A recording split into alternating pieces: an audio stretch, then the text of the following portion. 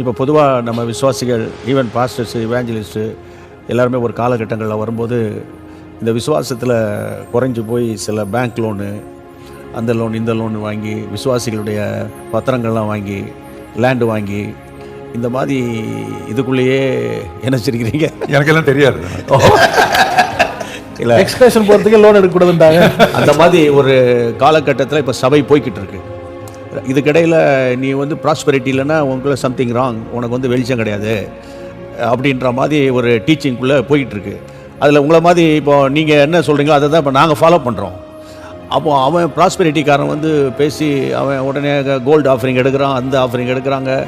அப்போ வந்து அந்த சபை உடனே பார்த்தீங்கன்னா ஃபியூ இயர்ஸில் லேண்ட் வாங்குறாங்க, அதை வாங்குறாங்க. உடனே அவன் வந்து ஆடி காரில் வரான் அந்த பாஸ்டரு. அதே ஊரில் இருக்கிறான் பாஸ்டர் விசுவாசத்தில் ஜோம் பண்ணிட்டு இப்போ நீங்கள் சொல்கிற மாதிரி.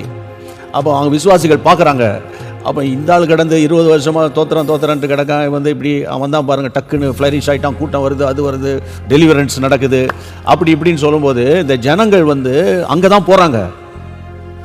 அது காரணம் நம்ம வந்து போதுமா பீப்புளுக்கு வந்து டீச்சிங் காணும். அதுதான் கேட்குறேன். ப்ரீச்சிங் இருக்குது, டீச்சிங் இல்லை. டீச்சிங் நல்லா கொடுத்துருந்தா இப்படிலாம் அவ்வளோ ஈஸியாக இது பண்ண மாட்டாங்க.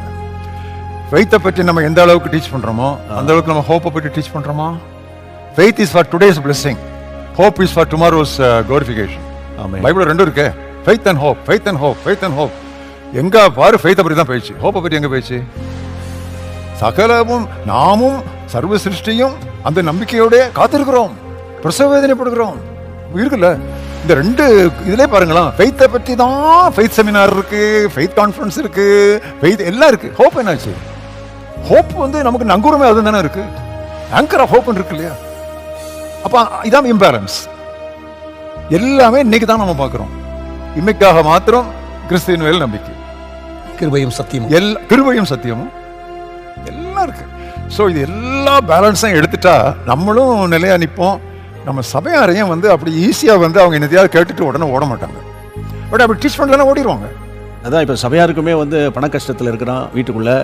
அப்போ அவனுக்கு வந்து நம்ம வந்து நம்பிக்கையும் விசுவாசத்தையும் பற்றி பேசுகிறோம், கர்த்தர் நடத்துவார் இப்படின்னு சொல்லி நம்ம டீச் பண்ணுறோம். இப்போ பாஸ்டர்ஸினுடைய ஸ்ட்ரகிளை நான் பேசுகிறேன்.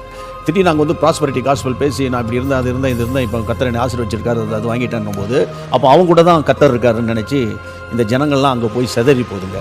அது காரணம் அவங்களுக்கு நம்ம ரெகுலராகவே ஒவ்வொரு சண்டேயும் ரெகுலராகவே இந்த பாஸ்டர்ஸ் வந்து டீச்சிங், இந்த பேலன்ஸ் டீச்சிங் கொடுத்துருந்தாங்கன்னா அப்படி போக மாட்டான், கொடுக்கலையே.